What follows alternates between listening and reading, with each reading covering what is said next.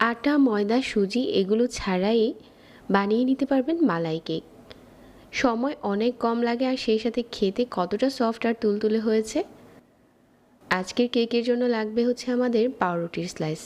আপনি কেকটা যেরকম করে বানাতে চান ওরকম করে পাউরুটির স্লাইস নিয়ে নেবেন। আপনি যদি একটু উঁচু করে বানাতে চান ওই ক্ষেত্রে পাউরুটির স্লাইস নিয়ে নিতে পারেন 8টা। আমি আজকে এখানে 6 পিসের মতো পাউরুটির সাইডটাকে এরকম করে কেটে নিচ্ছি। তারপর প্যানে নিয়ে হালকা করে সেঁকে নিচ্ছি। মিডিয়াম আঁচে সেঁকতে হবে, তা না হলে কিন্তু উপরটাতে কালার চলে আসবে। পাউরুটি খুব তাড়াতাড়ি কালার চলে আসে। হালকা করে এপাশ ওপাশ করে সেঁকে নিচ্ছি।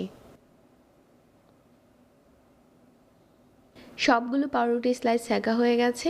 তারপর হচ্ছে যেই ডিশটাতে মালাই কেকটা সেট করব ওই ডিশের মধ্যে হচ্ছে পাউরুটি স্লাইসগুলো এভাবে করে বিছিয়ে দিচ্ছি। আর আমি আজকে এখানে 6 পিসের মতো নিয়েছি। তো এই বাটিটাকে একটা সাইডে রেখে দিয়ে আমরা ইনস্ট্যান্ট মালাই বানিয়ে নিচ্ছি। একটা প্যানে নিয়ে নিচ্ছি 2 টেবিল চামচ চিনি। চিনিটা হচ্ছে অপেক্ষা করছি যাতে করে একটুখানি কালার আসে। যখন এরকম কালার এসেছে ওই পর্যায়ে হচ্ছে এখানে 2 কাপ দিয়ে দিচ্ছি তরল দুধ, সাথে 1/3 কাপ দিয়ে দিচ্ছি গুঁড়া দুধ। ভালো করে নেড়েচেড়ে মিশিয়ে নিচ্ছি যাতে গুঁড়া দুধটা পুরোপুরি মিশে যায়। আর এখানে আমি এখন চিনি দিয়ে দিচ্ছি আরও 2 টেবিল চামচ। চিনি যার যার স্বাদ অনুযায়ী। 1 টেবিল চামচ দিয়ে দিচ্ছি কর্নফ্লাওয়ার। তাহলে এই মালাইয়ের মিশ্রণটা খুব তাড়াতাড়ি ঘন হয়ে যাবে। আর এই মালাইটা কিন্তু খুব বেশি ঘন হবে না, তাহলে কিন্তু পাউরুটিতে আবার মালাই প্রবেশ করবে না। মিডিয়াম আঁচে জাল করে নিচ্ছি।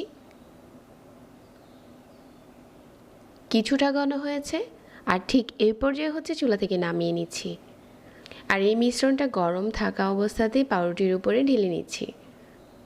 আর এটা খুব ভালো করে মালাইটাকে টেনে নেবে। উপরে পছন্দ মতো বাদাম কিশমিশ ছড়িয়ে দিচ্ছি। এই বাদাম কিশমিশ যত বেশি দিবেন এটা খেতে তত ভালো লাগবে। তো এখন হচ্ছে একটা র্যাপিং পেপার দিয়ে উপরটাতে এরকম করে মুড়িয়ে নর্মাল ফ্রিজে রেখে দিচ্ছি 1 ঘন্টার জন্য। 1 ঘন্টা পর এটা পুরোপুরি ঠান্ডা হবে। ঠান্ডা হবার পরে এটা পরিবেশন করতে দারুণ লাগে। পুরোপুরি ঠান্ডা হয়েছে আর এখন এটা উঠিয়ে পরিবেশন করে নিচ্ছি। একেবারে সফট আর তুলতুলে হয়েছে। যারা ঝামেলা না করে ডেজার্ট বানাতে চান তাদের জন্য কিন্তু এটা সেরা রেসিপি। এই গরমে যারা রান্না করে অনেকটা সময় না দিয়ে ডেজার্ট তৈরি করতে চান আজকের এটা একবার বানিয়ে দেখতে পারেন। এটা কাটার পর খেতে দারুণ হয়েছিল। যারা সহজ রেসিপিতে এরকম ডেজার্টগুলো বানাতে চান রেসিপিটা ভালো লাগবে। প্রতিনিয়ত নতুন রেসিপি পেতে পেজ ফলো করতে ভুলবেন না। যারা এতক্ষণ সাথে ছিলেন সবাইকে ধন্যবাদ জানিয়ে আজকে এখানে বিদায় নিচ্ছি। আল্লাহ হাফেজ।